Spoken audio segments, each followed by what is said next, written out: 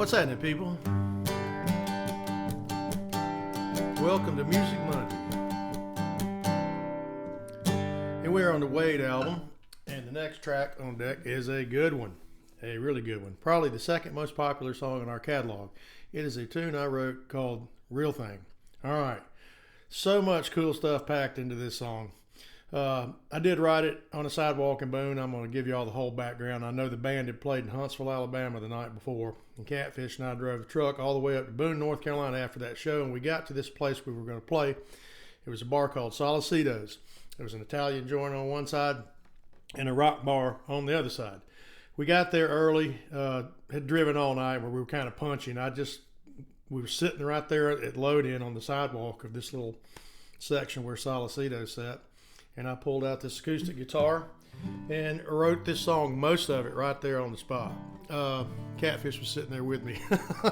There's more to this story I'm going to leave out, but I was sitting on the sidewalk and boom. Okay, so what's this song about? Really, this song is about the party scene that attaches itself to rock and roll. In those early days in this band, I mean, the drug stuff was just everywhere, y'all. It was rampant.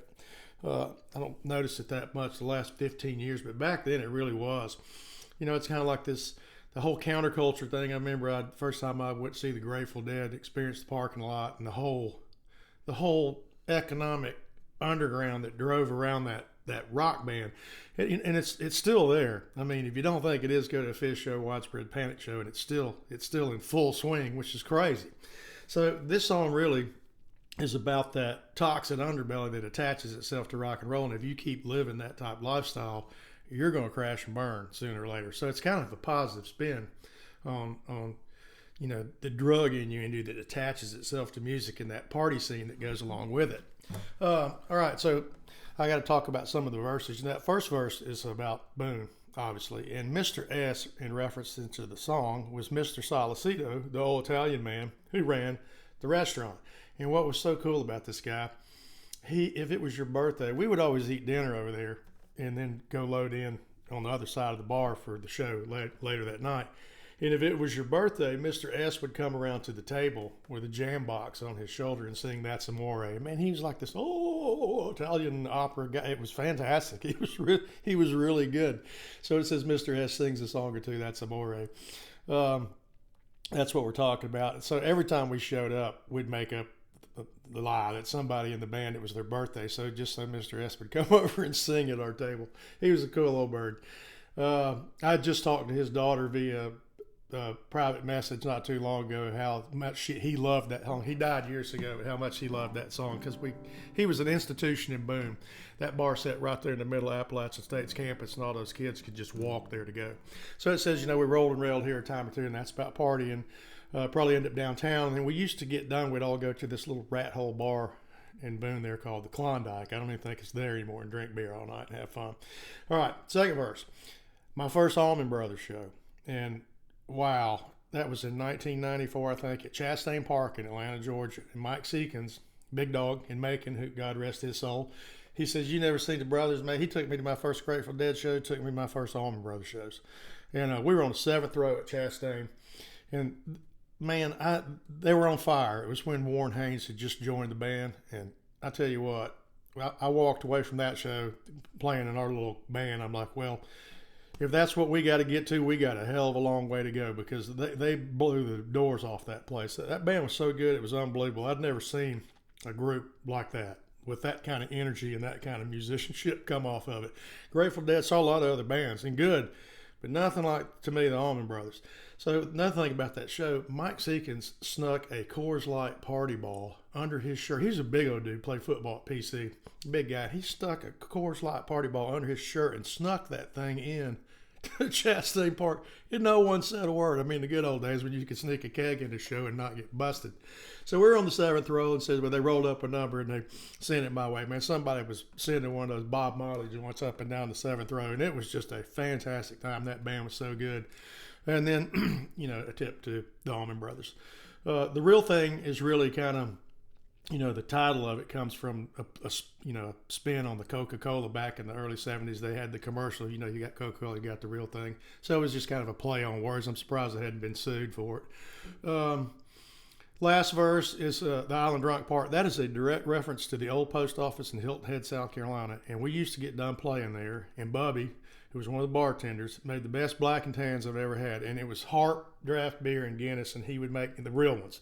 And we'd get done playing, they'd throw everybody out of the bar, and we'd sit there and drink black and tans while we loaded out. It was just nobody but the staff and the band. Some of the best, funnest times we ever had. We're just hanging out after those shows, after a packed house, and everybody's just kind of winding down. You're having some beers. And then, of course, I got to point out that line in there, I ain't drunk, I'm just drinking. That's from I believe, if I'm correct, it's a Albert Collins blues tune. Catfish had a blues tape. We used to play in a truck all the time. And I have to look this up. I think it's Albert Collins who did it. And it was an old blues classic. And had the line that said, I don't care what the people think, and I ain't drunk, I'm just drinking. And it was so damn funny. I said, I just stuck that in there and it fit. So I got to give Albert credit for that line. I ain't drunk, I'm just drinking. What else about this song? And of course that line that says, well, you can ride so high on a plane load of fools. Someday, son, you're going to run out of fuel. When you do, when you hit ground, that's the real thing. So it's really a positive message. I know Travis Tritt in the early mid-90s was going to cut this song, and he took it to his record label, and they said, oh, it's got too much drug innuendo, we can't do it. And I'm like, what do you mean? It's got a positive spin on that message right there. I mean, it clearly says if you keep living like that, you're going to crash and burn. Kind of like Skinner's That Smell.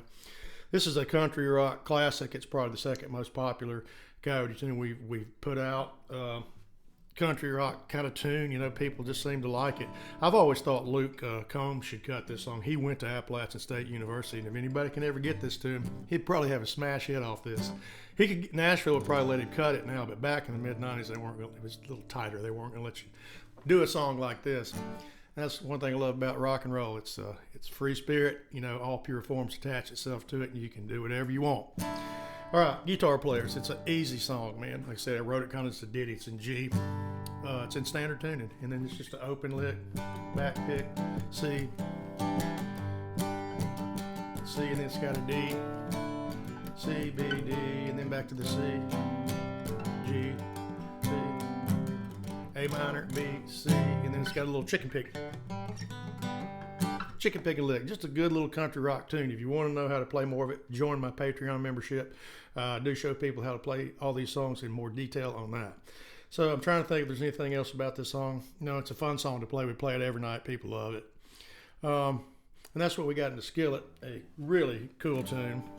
I wrote many years ago. I probably wrote this in 1990, 91, somewhere in there, way back. I wish I had it in my book. I don't even know that I ever wrote this one down. Like I said, I was just sitting there, and I wrote it on this very guitar right here, sitting on that sidewalk with Catfish and boom. And I jotted it down on something, I guess, but I don't remember. It's long been lost. I wish I could still find it. So that's what we got for Music Monday, a killer Coyote country rock classic called The Real Thing. And as Paul Harvey would say, now you know the rest of the story, and you certainly do.